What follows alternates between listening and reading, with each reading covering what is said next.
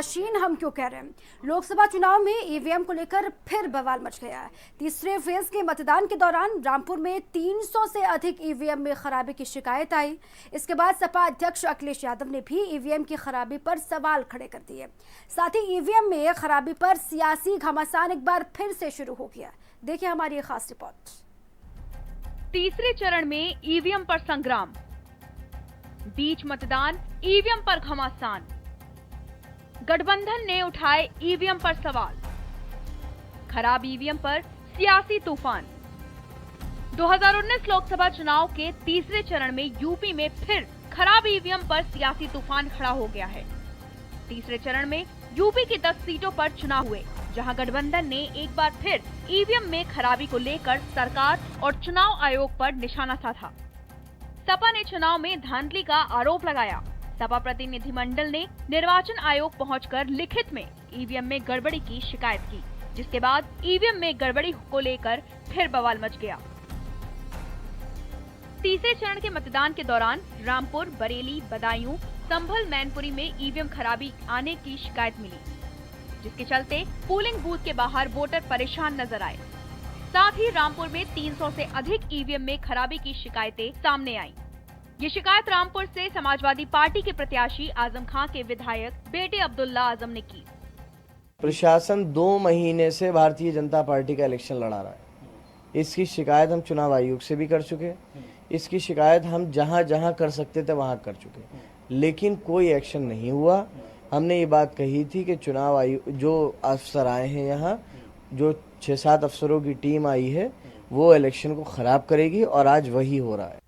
रामपुर में 300 ईवीएम में खराबी की बात पर सपा अध्यक्ष अखिलेश यादव ने भी बीजेपी पर निशाना साधा। अखिलेश यादव ने ट्वीट कर मतदान केंद्र पर लापरवाही का आरोप भी लगाया। ईवीएम पर सवाल उठाते हुए बीजेपी की वोट जाने की बात कहते हुए आपराधिक लापरवाही तक करार दिया। ईवीएम पर अखिलेश यादव कई बार सवाल उठा चुके हैं। सुनने में आया कि कई जगह मशीनें खराब हैं, रामपुर में, मैनपुरी में और जगह से भी सूचना आ रही है। मैनपुरी में यहाँ तक है, मैनपुरी में भी सूचना है, बदायूं की सूचना है, और बदायूं में तो मंत्री जी घर में छिपे हुए हैं सरकार के। तो सोचो अगर सरकार के मंत्री घर में छिपे हों, मशीनें खराब हो रही हों, तो कैसे निष्पक्ष होगा मतदान। वहीं रामपुर में 300 ईवीएम खराब होने के मामले में रामपुर के डीएम अंजनेय कुमार ने सफाई दी और 300 ईवीएम के खराब होने की बात को अफवाह करार दिया। डीएम के मुताबिक शुरू में 8 से 9 ईवीएम बदली गई थी, जिसके बाद ईवीएम से ही मतदान कराया गया। इस समय कहीं पे कोई शिकायत नहीं है, हर जगह मशीनें सही चल रही हैं और इस तरह की हर एक चीज अफवाह है। वोटर बताएगा, वोटर हर जगह लाइन पे लग रहा है, हम सारे चेक कर रहे हैं और सारी जगहों पे सेक्टर मजिस्ट्रेट चेक कर रहे हैं, कहीं कोई समस्या नहीं है। नहीं, वो शिकायत करें और इन जगहों पे जो भी फैक्चुअल कुछ तो तथ्य देंगे, वो कुछ तो सबूत देंगे। ईवीएम में गड़बड़ी की सिर्फ रामपुर ही नहीं, बदायूं में भी सामने आई। बदायूं में इस्लामिया इंटर कॉलेज में 3 ईवीएम सही कराई गई। सहसवान में बूथ संख्या 312 और 313 पर ईवीएम खराब हुई। वोटरों ने साइकिल का बटन दबाने पर कमल पर बत्ती जलने की बात कही, जिसके बाद सपा प्रत्याशी धर्मेंद्र यादव ने प्रशासन पर गड़बड़ी करने का आरोप लगाया।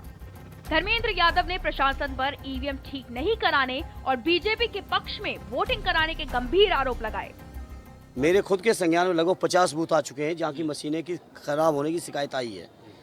कुछ एक की ठीक हुई है, मुझे तो नहीं समझ पा रहा हूँ क्या खराब होता और क्या सही कर लेते हैं वो लोग, लेकिन जनता में बहुत ज़बरदस्त उत्साह है। हालांकि प्रशासन के लोग हथकंडे से बाज नहीं आ रहे हैं। बरेली में बूथ संख्या 209, 212 पर ईवीएम में खराबी। एटा में सहसपुर, बरोरा, घुमरिया के बूथ संख्या 298, 299, 199, 222 में ईवीएम में खराबी। मुरादाबाद में बूथ संख्या 258 पर ईवीएम में खराबी। कासगंज में बूथ संख्या 333 की ईवीएम मशीन में खराबी की शिकायतें मिली, जिसके चलते कई जगह मतदान प्रभावित हुआ। बता दें कि लोकसभा चुनाव के पहले और दूसरे चरण में यूपी में कई लोकसभा सीटों पर ईवीएम खराब होने की विपक्ष ने सरकार और चुनाव आयोग पर सवाल खड़े किए थे। एक बार फिर ईवीएम में गड़बड़ी का मुद्दा सियासी हो चुका है। अब ये देखने वाली बात होगी कि ये मुद्दा कहां जाकर थमता है। ब्यूरो रिपोर्ट, भारत समाचार।